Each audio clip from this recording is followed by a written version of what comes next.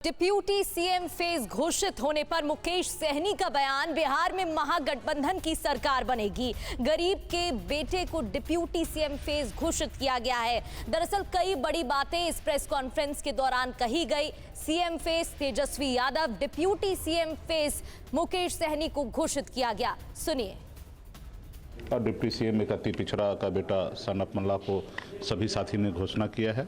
ये आज़ाद भारत में पहली बार ऐसा हुआ है कि बिहार राज्य में एक फ्रंट लाइन में राजनीति हो रही है, जो पार्टी वो डिप्टी सीएम का नाम का घोषणा कर रही। तो ये हमारे लिए बहुत बड़ा शुभ दिन है और निश्चित तौर पे इस पे हमारे लाखों कार्यकर्ता जो है बिहार के, खास करके बिंद बेलदार, नुनिया, मला, चायतियर, बनपर, गोरी, अति पिछड़ा समाज के सभी लोगों ने मजबूती से ऐसे 3.5 साल से लगातार संघर्ष कर रहे थे और जोश खरोश से बिहार में अपनी सरकार बनाएंगे और अपने भाई, अपने दोस्त, अपने बेटा को बिहार का उप मुख्यमंत्री और तेजस्वी को मुख्यमंत्री बनाएंगे। और हमारे सहयोगी रूपेश मुकेश सहनी से बात कर रहे हैं। डिप्यूटी सीएम वो होंगे, ये घोषित किया गया। सुनिए। 2024 में हम साथ में रहे, अभी 25 में हम लोग साथ में काम कर रहे, बहुत सारा ऊपर नीचे हुआ, उसके बावजूद भी देखिएगा तो अभी हम विचार से बंध गए। हमने पहले भी कहा कि उस समय में जो हादसा हुआ 2020 में, उस समय में पॉलिटिकल मेरे पास जो अनुभव होना चाहिए उतना नहीं था। हमने थोड़ा सा जल्दीबाजी किया और सामने से भी कुछ गलतियाँ ऐसा हुआ जिसके कारण ऐसा हुआ कि 2020 में सरकार नहीं बना, नहीं तो उसी समय में सरकार बन जाता। तो इस बार आपने देखा कि बहुत सारा कुछ भी परिस्थिति हुआ, लेकिन हम लोग सब अड़िग रहे, साथ रहे और वो पल भी आज आ ही गया कि यहाँ पे तेजस्वी जी के नाम पे का मोहर लग गया। एक अति पिछड़ा निषाद मल्ला का बेटा जो जननायक कर्पूरी ठाकुर जी को विचार को लेकर चले, उनमें से आज डिप्टी चीफ मिनिस्टर का भी नाम का घोषणा हो गया। कैसे निकला, पीठ का खंजर निकला कैसे? नहीं, देखिए, समय के अनुकूल कोई भी जख्म जो है वो भरना होता है। हम भारतीय जनता पार्टी के साथ भी हमने काम कर चुका है। आपने देखा कि किस तरीके से उन्होंने, अगर हम महागठबंधन के साथी को गुनहगार कहते हैं कि सिर्फ हमारा नाम घोषणा नहीं किया तो हम गुनहगार मानते हैं, तो उनको हम क्या माने कि जो हमारे विधायक को खरीद लिया, उनको हम क्या माने जिन्होंने हमारे सरकार से हमको बाहर कर दिया, रोड पर ला दिया, उनको हम क्या माने। रोड पर लाने के बाद हमारे पास एक ही काम था कि भाजपा को बिहार से खदेड़ना, बिहार से बाहर करना, और उसको संकल्प को लेकर हम पूरे बिहार में हाथ में गंगा जल लेके लाखों हमारे निषाद परिवार ने संकल्प लिया था कि हर हाल में हम भाजपा को बाहर करेंगे। वो पल आ चुका है। आप देखिएगा 2025 में चुनाव में भाजपा बिहार से बाहर होंगे। लेकिन इस बार भी ये चुनौती होगी आपके पास, अपने विधायकों को समेट कर रखना, बचा के रखना, आरजेडी से भी और बीजेपी से भी।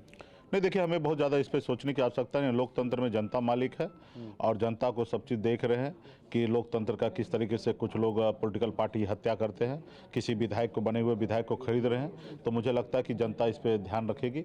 देखिए, मारने वाले से ज़्यादा गुनहगार है मरवाने वाला। तो भारतीय जनता पार्टी जो खरीद रहे हैं वो गुनहगार है ना। अब किसी को 100 करोड़ 200 करोड़ रुपया अगर देंगे तो विधायक तो बिकेंगे ही बिकेंगे। और 200 करोड़ रुपया वो आता कहाँ से? जनता का पैसा है, जो करप्शन के जरिए पैसा वो इकट्ठा करते हैं। वो जैसे बड़े बड़े साहूकार, बड़े बड़े उद्योगपति को धंधा दे देते हैं, ठेका दे देते हैं। जहां 500 करोड़ रुपया काम होना चाहिए 1000 करोड़ काम दे देते हैं। यानी कि धंधा दो और चंदा लो। ये स्कीम अगर देश में चलता रहे तो फिर कैसे होगा? लोकतंत्र तो जनता का मालिक है, वहाँ पे जनता के लिए काम होना चाहिए। तो ऐसे जगह पे जो खरीदेंगे हमारे विधायक को वो गुनहगार होगा। हमारे पास तो एक ही ऑप्शन है ना, राज्य के जो वोटर है उसी में से हमें विधायक बनाना है, उन्हीं को चुनना है। तो हम अपने लोगों को चुन रहे हैं। अब वो कोई अगर 100-200 करोड़ रुपया दे के खरीद ले तो फिर वो ये चीज़ तो जनता को देखनी चाहिए। 60 से शुरू किए थे, 60 सीटें चाहिए, 40 सीटें चाहिए, फिर 15 सीटें मान गए। आप नाराज थे बीच में बहुत, कांटा, मछली का कांटा आप ही गले में अटका था। नहीं, देखिए, सब दल चाहते हैं कि ज़्यादा से ज़्यादा सीट पर हम लड़ें और हमारा भी इच्छा था ज़्यादा से ज़्यादा सीट पर लड़ें। अंततः जो भी सीट मिला उससे मैं संतुष्ट हूँ और उतने सीट को लेकर हम जिताएंगे और मजबूती से हम अपनी सरकार बनाएंगे। हम 243 सीट लड़ रहे हैं, 243 पे हमारी जीत होगा। उप मुख्यमंत्री के चेहरे के रूप में आपके नाम की घोषणा हो गई तो करार आ गया, दिल को चैन आ गया। नहीं, इसमें आना क्या है? देखिए, जनता मालिक है और ये हमारे सहयोग से, अति पिछड़ा के सहयोग से, एक मल्ला के सहयोग से बिहार में सरकार बनेगा तो निश्चित तौर पे उसमें भागीदारी भी चाहिए। तो भागीदारी सुनिश्चित हुआ है और जब भागीदारी सुनिश्चित हो गया कि भाई एक अति पिछड़ा मल्ला का बेटा डिप्टी सीएम बनेंगे तो सब लोग अब मजबूती से काम करेंगे। मंत्री कितना बनाएंगे? जो संविधान में रूल में है वो बनेंगे। और भी अभी बचा हुआ है कि और भी उप मुख्यमंत्री बनाएंगे, तो क्या चाहते हैं? कौन वर्ग से, मुस्लिम हो, दलित हो? समय सरकार, हमारे पास बहुमत आने के बाद सरकार बनाने के समय में इस पर हम लोग विस्तार से निर्णय लेंगे, चर्चा लेंगे, आपकी जानकारी देंगे। दोनों तरफ से ये दावे हो रहे हैं कि हम 150 से जाएंगे, ऊपर जाएंगे, हम 160 से सरकार बनाएंगे। आप 243 पर कह रहे हैं कि हम चुनाव लड़ेंगे। 243 में आपको कितनी सीटें आएंगी?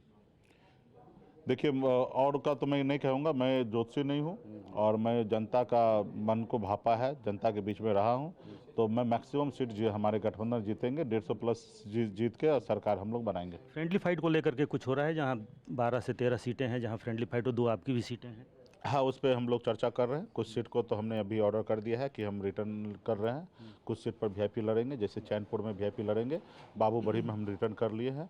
तो उसी तरीके से आने वाले समय में हमारे सहयोगी दल भी कुछ ऐसा प्रयास कर रहे हैं और उसके बावजूद भी जब नज़दीक आ जाएंगे तभी भी हम लोग उस पर निर्णय लेंगे, कुछ सीट पर निर्णय लेंगे आने वाले समय में। तो जीत का दावा कर रहे थे मुकेश सहनी को आप सुन रहे थे, जिन्हें डिप्यूटी सीएम फेस भी घोषित कर दिया गया।